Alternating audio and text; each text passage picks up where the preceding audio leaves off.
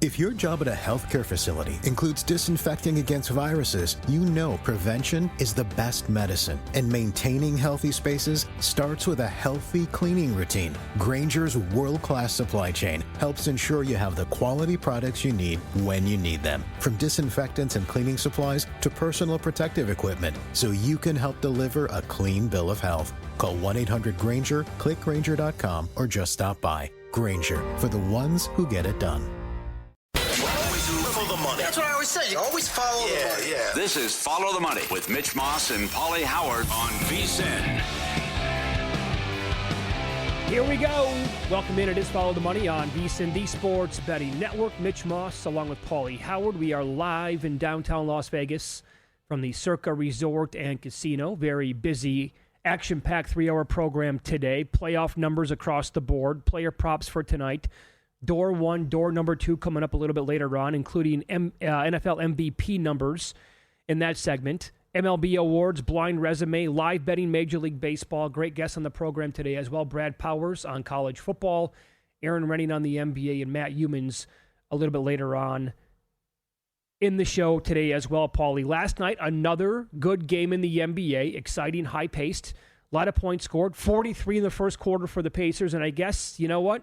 Good job out of you. You trusted Halliburton, right, with the comments after the previous game where he said, I wasn't happy with myself. Thinking back, I walked the ball up too many times. That's not going to happen. We're going to put the foot on the gas, and that's exactly what they did.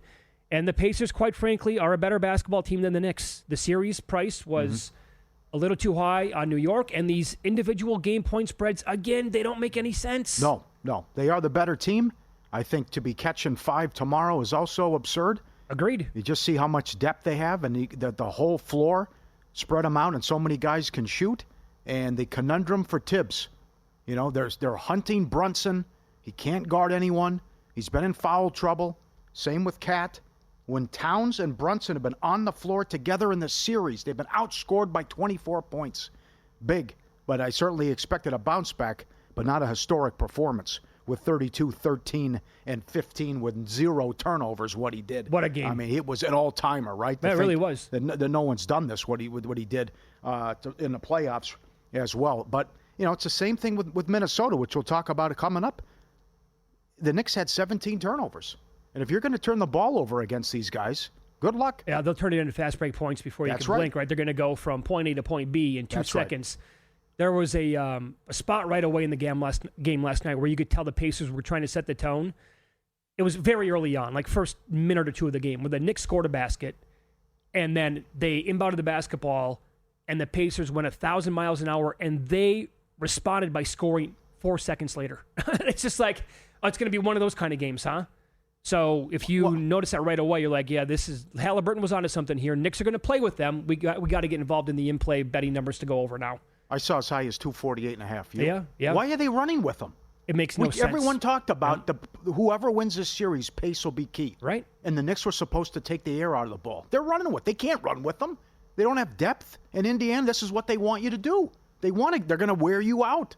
Start strong, close fast, use their depth, and how great they are offensively. And again, we talked about coming into the series, their effective field goal percentage was number 1 all time in the first 2 rounds, and that continues. What did that total officially move, by the way, before tip-off? Was it 2.5 points? 222 to 219. Yeah, so I mean, there you go. And so in the Killer Sports Challenge that we have on VSiN.com, I had a feeling that the number was going to go down, trying to read the market. I played the under last night, and I had 2.5 points of closing line value. End of the first quarter, no chance. Bet was dead. Yep, it was. Knew immediately. Not even end of the first quarter. 5 minutes into the game, probably. Yep. So, and again, 5 points for the Knicks to be laying in game 5. How? I don't understand what they're watching. No. Yep. Because someone is going to go off for Indiana and help out Halliburton. It's just they have too many good players. So whether it's Siakam, who killed you in game 2 and was also great last night, giving you 30. Yeah. Mathurin, who was not playing well. Our McConnell stuff lost, but Mathurin was great. There's just so many guys that can beat you, and I think they're gonna give OKC a hell of a series.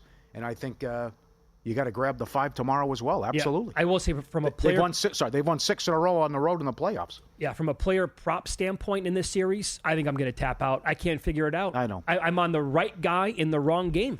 Yeah, just like the Randall stuff. So good, first 2 rounds, goes off early in the series, no-show game 2, comes back, great performance, no-show game 4. Sure. Well, I was a spectator. Yep. Well, you scored 5 points. What are you doing? Right? Some of this it's bizarre what's happening with the player props. Yeah, because I bet Mathurin in games 1 and 2, based on his history against the Knicks, bet him pretty nice and had no chance. And I thought for sure he was in the doghouse going into the game last night. Well, that was quickly wiped away. And the guy that I was on was McConnell because of various reasons. And nope, not getting the job done last night. Bad job by me with the player prop bets.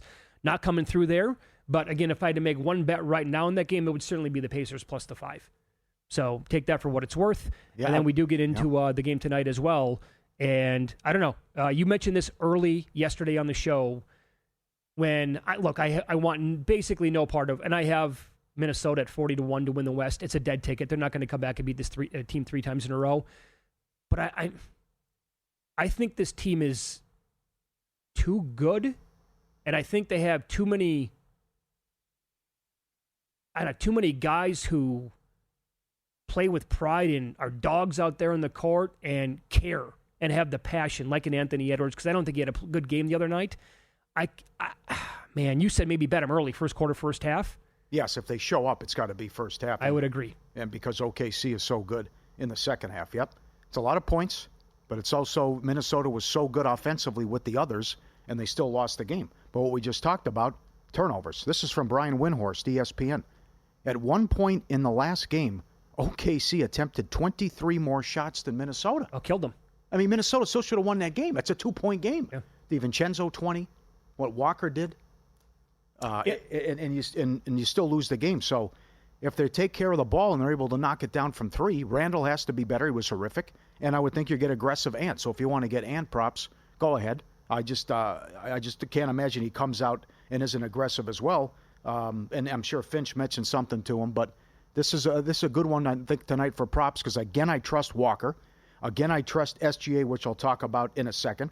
Dan Karpuk's got a great write-up today on vsin.com about Nas rebounds over. Mm-hmm. He's 5.5 at Caesars. Right. He's at 8, and 6. Why'd it go down? Well, because it was 6.5 last time when he stayed under. But it probably, I would agree, I think it probably should be 6.5. This is it now. You lose, it's over. Right. No, you got to compete tonight. Everyone, all hands on deck. Yeah. Gobert actually had some moments in the previous game. So maybe that's the thought is there that Gobert might get a little bit more run than normal tonight than Naz Reid, and I think that might be a little bit correlated. But for sure, you got to expect maybe you want to go Ant Edwards like first quarter points over. He's hurt about it now for 2 full days. Yeah. There's no doubt that he has. Yeah. So, plus, if you're going to go out, you got to go down firing. Got to go down shooting. Not going to go out and be not going to be aggressive again. So. And this is a guy who we documented this. I think it was in the previous series against Golden State that after a loss, for the most part, Anthony Edwards comes out in the next game, man, and he goes guns a-blazing. Yep. And he usually produces. Yep. Williams has also been a stud, and he was awesome in the last game as well. He's 21.5. So bounce back for Randall, should be 16.5. And Ant's 26.5 at DraftKings. The series price is up. OKC is 5.25 against the Pacers. I think the Pacers can give them problems. It's heavy duty, man. That is a big number. Because it'll be fascinating because you got the number one offense, like what they're doing right now through the playoffs against the number one defense. I mean, I think out of all the teams in the East, and I said this, we'll never find out, but I thought the Celtics would have gotten crushed against Oklahoma City in a 7-game series. I think the Knicks, that would be a 4 or a 5-game series against OKC. I think OKC would do whatever they want against them. I think a fully healthy Cavs team against OKC would have been a lot of fun. A lot of fun. Yeah. But this Pacers team, I think out of all the 4 teams I just mentioned, would be, public enemy number 1 here for the Thunder. I think that's the last team that they want to see and play in a 7-game series. Yep, absolutely. Mm-hmm. How'd you feel about the other game? Very disappointed in your question to Davis. Skinner is locked in, my friend. Dialed in. He's walking out there like Vince McMahon, as he said. This run that this guy's on You're going to end nuts. up jinxing this, aren't you? Get out of here. Love the guy. Come on. This is doable now. He gives up 1 goal. He's strong again. Can they close him out on the road? I don't know. I think you dismiss what happened in the third period of game 1. Yeah, but will voters? The biggest thing you got to overcome, he wasn't there for the first 6 wins. Yeah. That's the thing that's going to get you. But so be 95-1 yesterday, and now you're seeing as low as 40-1 for Conn Smythe. Oh, What this guy is doing in Game 4s, 6-0 with a 1-2-6, 2 shutouts. In Games 4 through 7 of a series career, 13-1. And then he's unbelievable in closeout games. So now you got that in your back pocket tomorrow, too. Okay. Come on, Skinner. So what if he loses tomorrow night 3-2? It's okay. I'm not going to go anything crazy here. I'm not going to say like he gets blasted 6-1 because that would probably do it. But I do think that, again, it's an award. We're talking about Stuart Skinner to win the Conn Smythe. It's an award for the entire playoffs. Mm-hmm. And what you said is absolutely accurate, I think. And we'll detail this coming up a little bit more in about 30 minutes. But it's a fascinating discussion because if you're going to get Florida against Edmonton, they're both deep and so many guys. What are we up to? Like 19 different guys have scored? Mm-hmm. So if you're winning low-scoring games, that takes off Bob. And then I have to maybe look at Skinner in this defense and what they're doing. Well, I will say this. The part where, to me, Skinner and his candidacy here actually started to maybe you could make a case for it. The back-to-back shutouts against the Golden Knights to cap off the series? Yeah. I mean, are you serious? Mm-hmm. When they had to kind of have that? And that's exactly how he delivered? And so I said at the time when it was over with, I don't know. I mean, I know he didn't even play the whole series, but I think he probably would have been the MVP with how it finished of that series against Vegas. So I think he needs to have another great game and a win in Game 5. That's it. No more. Finish him off. And then they got to be low-scoring games, and they have to win the Cup. There's a path because they're so strong defensively. There's a path here. Definitely. He's 19-1 here at Circa. Whoa. Yeah. What is Davis doing? He must have said no ma. Something came in. Oh, my God. He's given up 1 goal or fewer in 5 of his last 6 starts, 3 shutouts. It's an all-time redemption arc. It's a good tweet we got. That's exactly right. I've had people reach out to me to say he's absolutely got a pulse. Damn right. There is a path. Now, Hyman's out for the series. Yep. That's big. The big. But you might get Ekholm back, and if all these guys are guy scores here, Nugent Hopkins here, Draisaitl gets 1. I think Draisaitl's got a better case than McDavid, actually. So do I. All right. Right up next, we'll update live numbers, MLB scoreboard, and talk about tonight's schedule here on VSiN.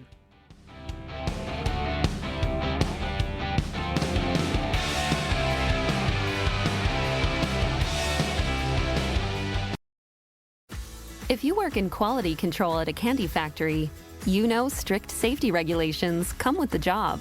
It's why you partner with Grainger.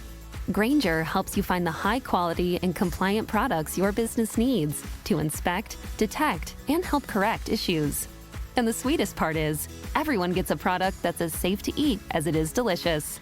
Call 1-800-GRAINGER, click Grainger.com, or just stop by. Grainger, for the ones who get it done.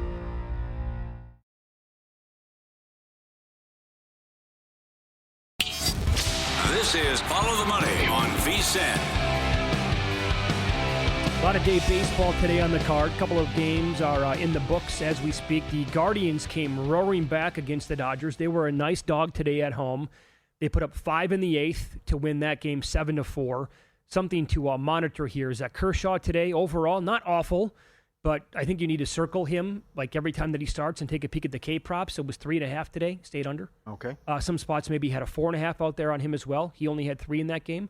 And the Tigers were down 3-0 to the Giants. They came back to win. So they are now tied with the Phillies for most wins in May. Tonight's game against the Braves for Philadelphia rained out, rescheduled, part of a doubleheader tomorrow. And quickly on the forecast, it looks like 85% chance of rain tomorrow in Philadelphia. Oh, boy. So for those of us holding Tigers tickets, yeah, let it rain, my friends. Let's get about 4 feet of rain. 4 inches, I mean. I'm talking about snow now. I'm from the Midwest, sorry. A bunch of rain, cancel the games. But there's also a couple of other teams that have a path here, and that would be St. Louis playing today against the Orioles. They have 17 wins. They're 1 back. And will the Cubs lose again? They keep playing the Rockies. Rockies These today. bad teams, yep. Reds 2 times tomorrow and Saturday. I can make the case for Colorado today, believe it or not, plus 285. You cannot. Gordon was good last time out. He's from the area. There'll be a lot of family and friends there. And you got a low total because of the weather. And maybe they can win. I mean, almost won last night.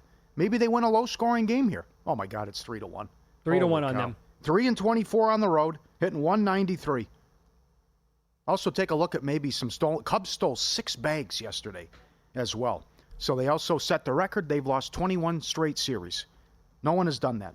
I don't even think that Cleveland Spider team in 1899 did. So this is just much more open. But if he shut down the Yankees on Friday, So maybe can they win like a 3-2 game and get a couple off Boyd, and he's able to contain this Cubs offense? It's averaging 6 a game. I did have a guy tell me once who I did respect a lot. He's no longer with us. He said, anytime you give me 3-1 in a baseball game, I got to consider it. Mm-hmm. It doesn't matter. Anytime. Well, we're getting there now. It's all-time bad with Colorado. Yes, it is. You know? Yep. So, oh, boy. It hurts that the Cubs are just so damn good.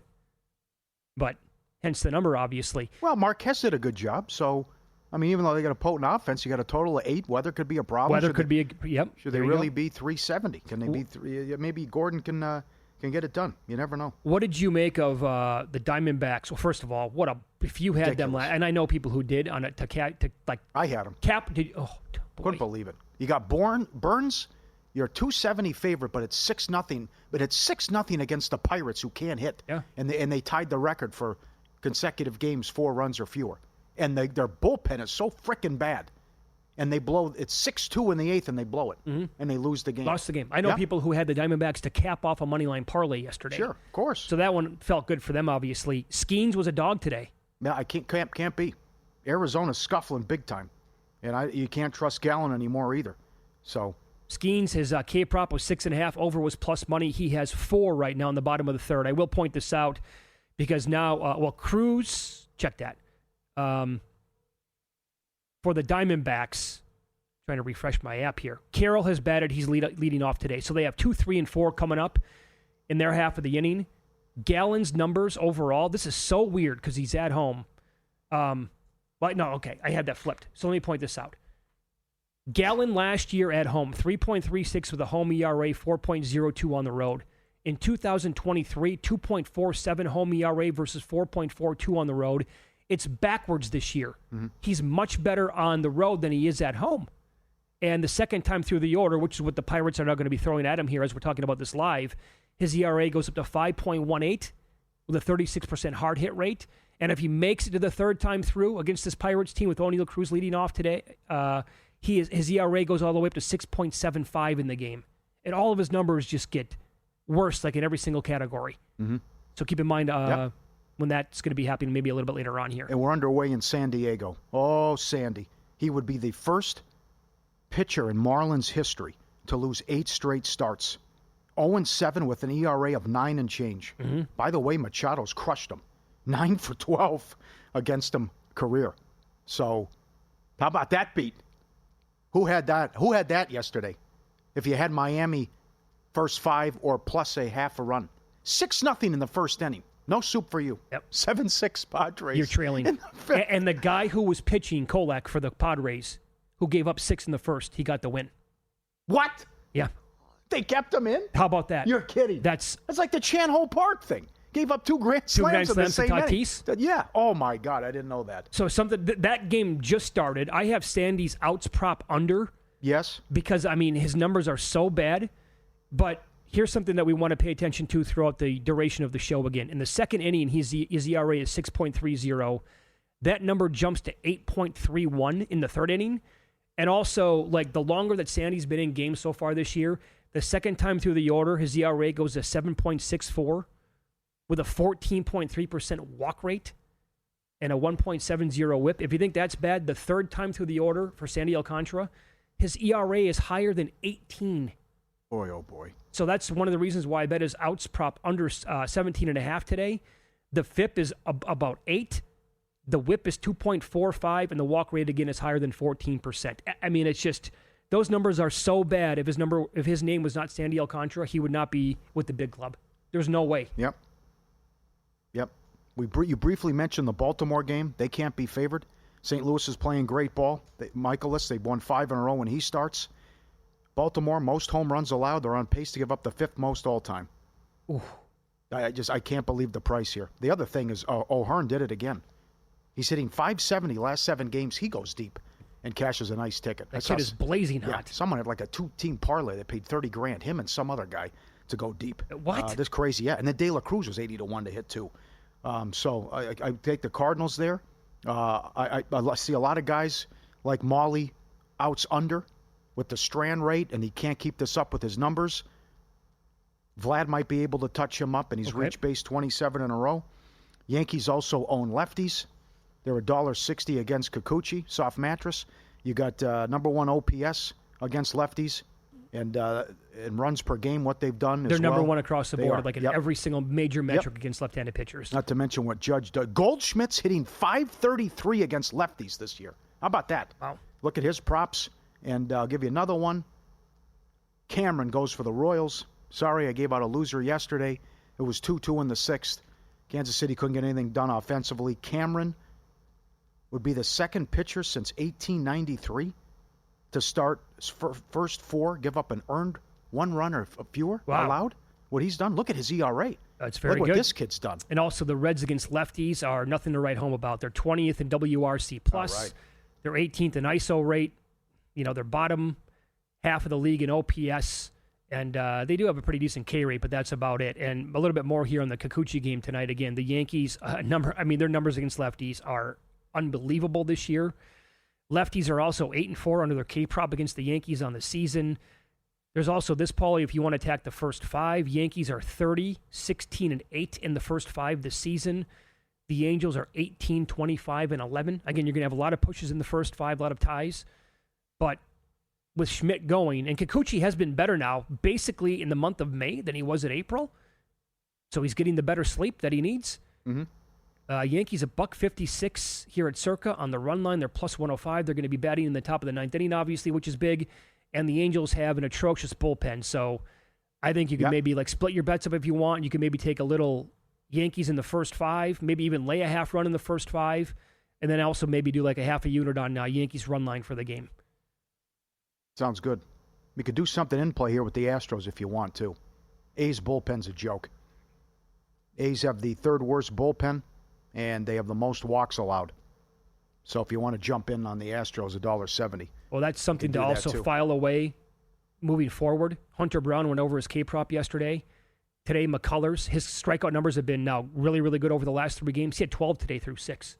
The A's are striking out a lot here now in recent games.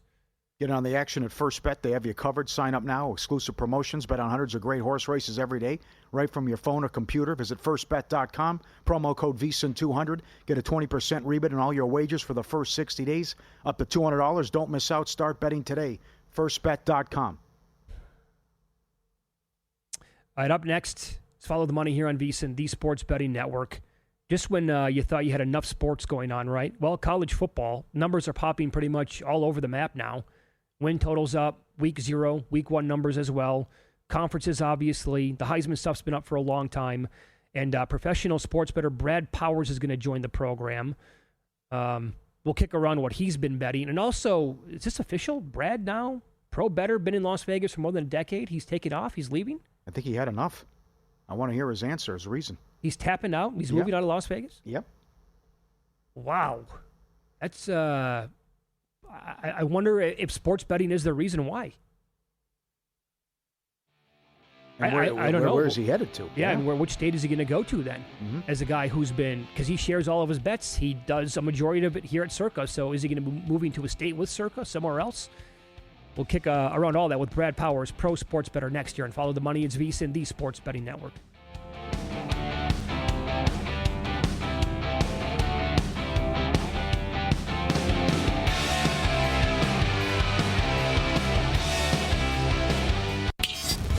This is Follow the Money on VSiN.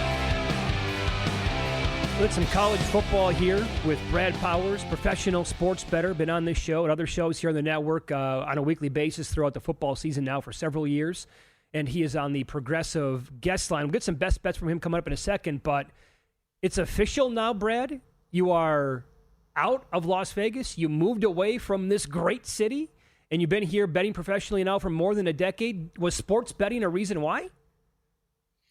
No, not the major reason why. Although let's be honest, I mean, it's not like I would put Nevada as the greatest state in the world to sports betting, in at least derivative markets, so to speak. So I mean, when 80% of the handle in the country is by 2 sports books that the state of Nevada doesn't have, I mean, it's sometimes tough talking to customers where, well, I can't bet that in this state. I mean, legally, so to speak, I got to drive to Arizona. So, I mean, there's that. But I mean, it was more personal. I mean, I got some aging parents that have a lot of land. I got to be closer to them. And then me personally, I was just, outside of sports betting in Vegas, the landscape of Nevada is not, call me, grew up in a very sheltered life, but a lot of the things that go on there on a day-to-day basis, it's not for me. There's a homeless problem in Nevada, and I don't want to take up the whole segment, but there's a lot of things I don't like. Crime, all that in Nevada that I'm old and tired and don't want to deal with it on a daily basis. Good luck to you. Yeah, fair Very enough. good. The last time we talked to you in January, you said your bets, you were going to monitor and watch what you bet and maybe not get involved as much in the summer with volume. Is that true so far? It is true. And not, I already anticipated it probably, but twofold.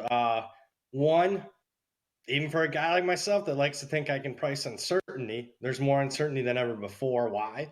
Well, I mean, on a per team basis, even compared to last season, I'm not comparing it to 3 years ago or 10 years ago. Last season, 3 less returning starters per team on an average basis this year compared to last year. Also, I'm a big spring game guy. I watch 50 plus every year for the last 10 years. This year, 12. Why? They didn't televise them. So a lot of maybe extra nuggets that I'd like to pick up in a 2-hour viewing period didn't happen. On top of that, I mean, I think a lot of the markets have been relatively slow. Now everything's up now, but it should be. I mean, we're post Memorial Day now. So, now we finally have some week 1 on all games. We have group of 5 win totals finally get posted. So it's been a little slow just because of, there's more roster turnover than ever before. And I think myself and the market in general, there's a little bit of hesitation to pull and trigger. With that being said, I've still made like 80 bets. Yeah. Okay. Well, I know that some coaches have said this, and out here locally, I think this made some national news. UNLV coach Dan Mullen, the new coach out here, said, let's just have like one period for the portal. Can't we just all agree on that? Does that make sense to you? Yes. Yeah. Post, the one that happens post regular season would be ideal instead of having to do it all over again, post spring. Although with that being said, I mean, the spring portal movement, did it impact the Georgias, the Ohio States, the Notre Dames of the world this go around? It didn't. Okay. It was mainly backup players that weren't going to start at bigger places or, a few key guys. I mean, there's teams at the G5 level that lost 4 or 5 starters. So, it didn't impact the higher ups of college football. But if you're paying attention to some of the lower levels, I mean, it certainly did. But it would be easier for me if it was just one. But we'll see. I mean, everything's on the table when it comes to college football and the ever-changing sport. Right. Was there a game? So books now are posting this stuff, and they have now for a good week or so. We're talking, week 0 games, week 1 numbers, beyond that as well. Was there a game or multiple games that you saw and you're like, wait a second here, my number is like kind of like way off of that? That's not the right number, or were they pretty close to where your numbers are at? Yeah, believe it or not, I've been doing this a decade plus. I thought it was the best release of like a full board at this point in the season that I've come across. Now, maybe that's a weakness in my own ratings that I'm not, adjusting for some reason, but I thought they did a pretty good job. With that being said, I made a ton of bets. Now, I'd already been pretty much involved with all the marquee games, your Ohio State, Texas, Notre Dame, Miami, TCU, North Carolina. We go down the list. I bet all them games. But some of the lower level games, I thought a few were off 3+ points. I'll give you one. A little bit in the weeds. I like Arizona. Lay it if you Arizona against Hawaii. I laid 10.5. So that's one. I haven't told anybody, but telling you guys. Thank you. That one is going to close 2 touchdowns. Wow. Oh, wow. Okay. All right. Thank you. Are you involved with TCU going against Belichick to start?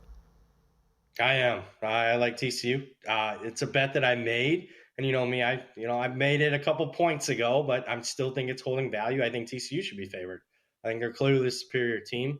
I like TCU generally speaking this year. I bet over their win total. That's still 6.5. I bet on the other side, I bet North Carolina under the win total. I am not buying Belichick. I'm not buying Belichick, period. For the longest time, that whole debate, Belichick or Brady, who should get the most credit, I was actually team Belichick for a long time until I wasn't. And now I think we got enough of a sample size, 10+ years, nearly 200 games without Tom Brady behind center. He's a below 500 coach. He's 70 plus years old. He's never coached at the college level. I'm not a big fan of his assistant or support staff that he's put together. I'm not a big fan of him as a GM, period, or anybody. He's got the evaluating talent there. I think it's not a good sign that you're going out getting your starting quarterback post spring. Name me all the teams that are expected to go 8-4, 9-3. How many of them are going out and getting your starting quarterback? None. The only one is North Carolina this offseason. So under 7.5 for me. TCU beats them outright, I think. And Mr. No Days Off and that whole mantra. I mean, I'm seeing him on the beach playing footsie with the 20-year-old. I mean, I don't like the distractions. Yeah, great. All right, coming heavy. You can answer this. I'd like you to answer this as a fan and then as a bettor. You're concerned that they might take a sledgehammer to this sport, which now 16-team playoff, something that also was on the table, play-in games. Top 2 teams in the conference would meet, and then you'd have 3 would play 6, 4 would play 5. The winners would meet. There was a scenario where maybe Iowa could have been a playoff team. I mean, you look at like a 6th-place team with all these tiebreakers, and a 7-5 team could be involved in this damn playoff.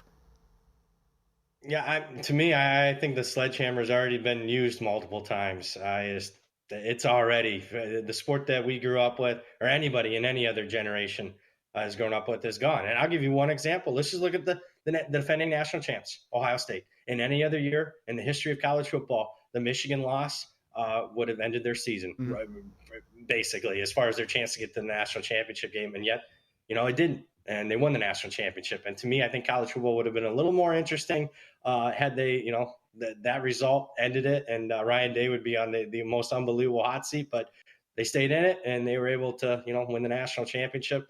Now, as a bettor, more games, the merrier. Keep adding teams from the FCS. We got 20 more teams than when I started 10 years ago. We've got more games.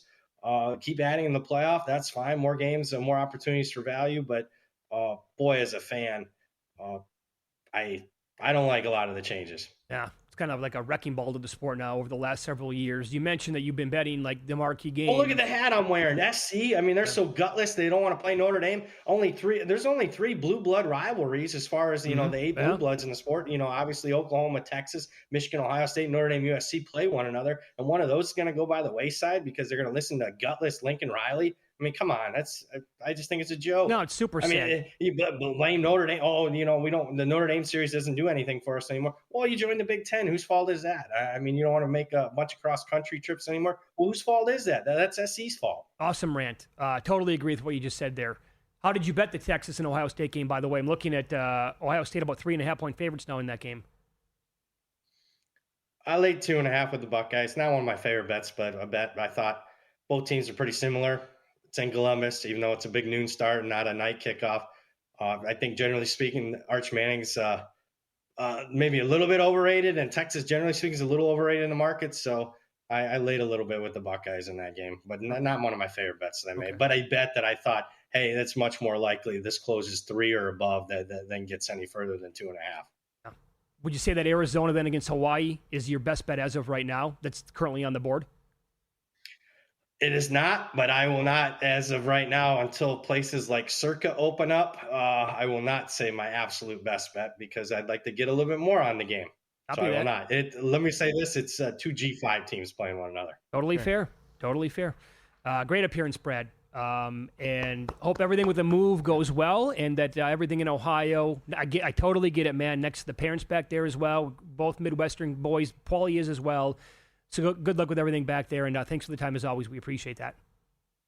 Thanks for having me, guys. Take care. Be good. Stay in touch. Good luck. He's on X at BradPower7, BradPowerSports.com. Maybe we'll see him soon. We hit the road. Omaha, Yeah. June 12th through the 14th.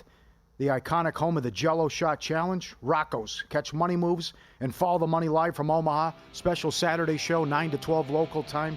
We're bringing the sights, sounds, and best bets from the tournament. If you're in the neighborhood, stop by, say hello. Omaha, College World Series, Rocco's. June 12th through the 14th. Win, lose next. Stuart Skinner, awesome again last night. People reached out to me and said, this can happen. We'll compare Conn Smythe odds at different books next.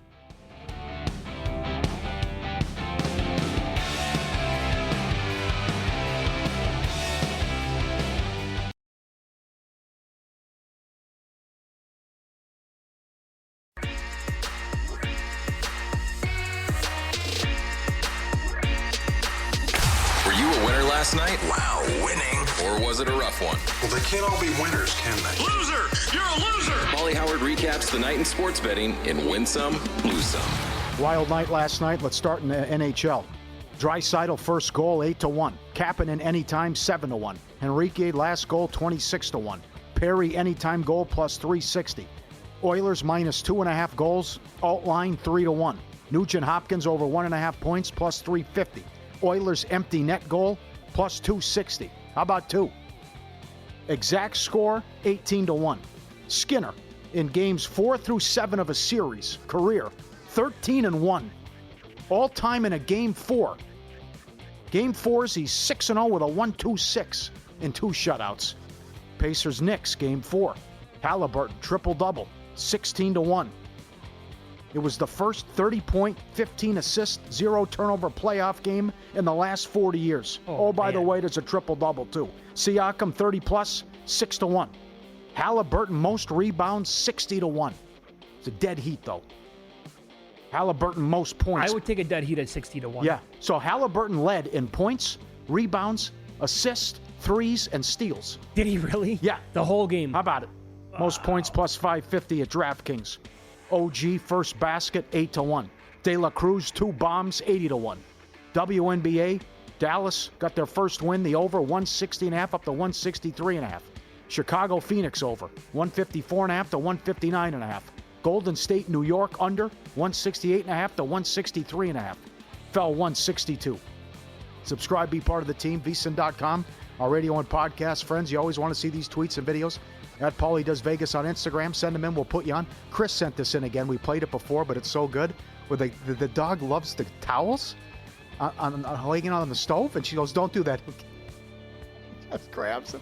He comes in, and the lady's yelling at him, don't touch that. He's going to grab it, right? She tells him, he stops, right? Wagging the tail, he thinks about it. No, I'm going to grab it. And then he runs off, grabs the towel, and then scoots off. That's his move. He loves the towels. Look at him. That's awesome. Hilarious. And how about I've never thought of this one. You take the dogs to the park, the big fella, right? He wants to go on the stroller. The hell with the baby. Push me around, right? I don't want this much exercise. I see this every day. Do you? Every single day. You're kidding. Oh, no. Paul, now that we have a 1-year-old kid, the more I pay attention to this, carts are made specifically for babies and for dogs. Oh, you probably don't notice it because, well, you don't. I mean, you're not walking a kid, on a daily basis. Okay. But if you ever had one and slipped one past the goalie, you would notice it probably within the first 5 days. Okay. They're all over. There you go. Yep. The dog in the stroller. Look at it. He loves it. That's a big boy. He's a big fella. They're not always that big, yeah. but he gets a workout with the knife and fork. Absolutely. He's awesome. So what's going on here? I give Jonathan Davis a lot of credit. He's been on this for weeks. Have you noticed all these games are blowouts in hockey? I certainly have, yeah. The last 9 games, the winning team has covered alt line minus 2.5 goals. 18 of the last 20 winners have covered the puck line. 14 of the last 18 have won by 3+ goals. All these games are blowouts. Yeah, the games are not good. You got to go back to lately. Game 6. Winnipeg-Dallas went to overtime. But going back to that series, Hellebuck had 2 shutouts, 4-0, 4-0. Then they got blown out in the other games in Dallas. We haven't had competitive games here. Other than, if you take out the Vegas-Edmonton series. No, the two that are going on concurrently are bad series. Yep. They're not good. No. 3-0, 5-2, 5-0, 5-2. Edmonton winning comfortably. Knicks under 229 to 219. No shot.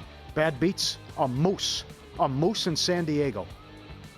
Marlins first 5, money line, and then plus a half a run. It was 6-0 in the first inning. This is the easiest prediction I'll make all day. That has to be on bad beats with Van Pelt and Stanford Steve. I think that's the worst beat of the year, maybe in any sport. In baseball, for sure, it's the worst beat. 6-0.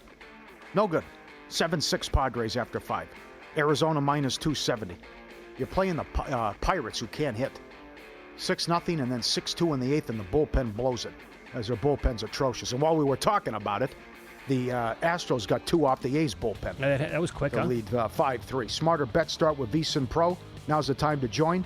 You got till Saturday. Lock in 14 months for just $199. 2 extra months free when you use promo code PRO at checkout. Less than 50 cents a day. The morning email from Bill 80. The betting splits. Every pick, every host, every guest. 24/7 live video. dog videos that everyone loves, and the NFL betting guide dropping soon. Limited time offer. Get in here. vsin.com/subscribe. Code PRO. More numbers here on Stuart Skinner. He has allowed 1 goal or fewer in 5 of his last 6 starts and 3 shutouts. The comeback story here is live and well. Sportsnet stats on X. Skinner in closeout games, 5-1 overall, goals against 1.97, save percentage 926 with 1 shutout. And in the last 3 games... And the loss was Game 7, Stanley Cup 2-1. Yeah. Since the start of Game 2, Stars-Oilers, 13-2 in goals. Dallas, more shots on goal. They're 1 of 8 on the power play. And they have led for exactly 0% of the time in the last 3 games. That's incredible. Mm-hmm. So, Skinner, since he took the net back in the playoffs, 1.55 goals against with a 2.69 expected, 941 save percentage, 3 shutouts. He is the number 1 goalie in the playoffs in goals saved above expectations. His Conn Smythe odds are all over the map. Here at Circa, 19-1. Bet365 has 22-1. ESPN Bet 30. Caesars 45. FanDuel had 95 last night, down to 48-1 today. DraftKings 50. Westgate 60-1 on him. Yeah. So, is it still worth a bet? Oh, I missed the number. It's still worth a bet. I think 95 last night, fan. This is tough. I honestly don't think he's going to win.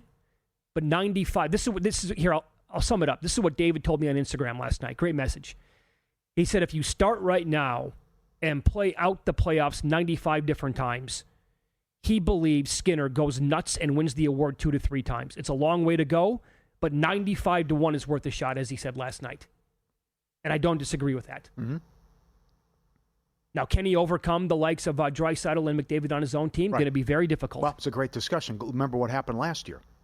Edmonton's down 3-0 in the final. Wait a second. They blow them out. Uh-oh, they win again. And then McDavid goes from plus money to a ridiculous favorite. And he won the award on the losing team. Yeah, they lost the series, but he won the award. But the other thing is, you can't kill him for what happened in the 3rd period of Game 1. Tomorrow night's very important. But the thing that he wasn't there for the first 6 wins in the comeback, and it wasn't his fault. Not all of it was his fault, but he was so bad in the first 2 games of the LA series. Right. But there is a path here, which how well they're playing defensively and in these low-scoring games. And can you beat Florida again? And is it 2-1? With a shutout maybe here, and it's possible. And like I said earlier, even though McDavid's a superstar and he's so good, and Gretzky and also Draisaitl, that these guys are beasts, you have so many different guys that are chipping in and scoring for Florida and Edmonton. That will help, for sure, you would think anyway. You got to wonder how voters will look at it as well. Will they just say McDavid's too good, got to give it to him? Which, that's the lazy way out, but they could. Also, I went back and looked at all the goalies who have won the Conn Smythe, and for the purposes of this segment, I went back to the year 2000. Vasilevsky won it in 2021 with Tampa. He was 16-7 with a 1.90 goals against, 937 save percentage. All of these goalies had either 15 or 16 wins. Quick won it with the Kings in 2012. Tim Thomas the year before that. Cam Ward, 2006. Your guy, Giguère, 2003. Patrick Waugh, 2001. They all had either 15 or 16 wins because they played the entire playoffs. Yeah. Their goals, Quick had a 1.41 goals against. Wow. And a 946 save percentage. So their numbers are all better. But the longer Skinner plays here, and the more potential games that we have of 2-1 or 1-0 or whatever it might be, his numbers will only improve. The other night, hell, I mean, his save percentage, he saved 35 out of 36 shots or something like that? Yeah, natural stat trick had it, though, that the last 2 periods, Dallas had 1 high danger chance. I mean, think about that. But, yeah, the numbers look great. The stats look good. And if you keep winning 3-1, put it right in his pocket. Well, I'll say this. As long as McDavid isn't scoring either. But you got a Perry goal, and you got the empty net goals from the unknowns, and yeah. Here's what I do have going for me, and for anybody else who bet Skinner to win the Conn Smythe. The narrative has already started. People are already huge on this guy, and they're pushing it like they feel so good for him, and they fully believe like the reason why Edmonton is here is because of this guy's been so good in net. And this, maybe save their playoff season and their chances to win the entire thing. Yeah. That's not me talking. That's what I'm seeing and hearing people say. Right. Then they had to have him in the Vegas series. to win an overtime 1-0, and then he had the other shutout. It wasn't like they were scoring 6 a game. Those are all low-scoring games. So, big tomorrow, though. Close them out. Got to close them out tomorrow. And give me 3-0 tomorrow. That's right. Then it's really juicy. Yeah. And I can't kill them with the goals against, which is phony because of the 6 in game 1, which is the power play nonsense. Yeah. This is not mission impossible. I'd call it mission difficult here to pull off. We'll update playoff numbers, NBA and the NHL up next, and give you some player props to consider for tonight. It's happened in all 4 games of the series, so we should consider it one more time tonight.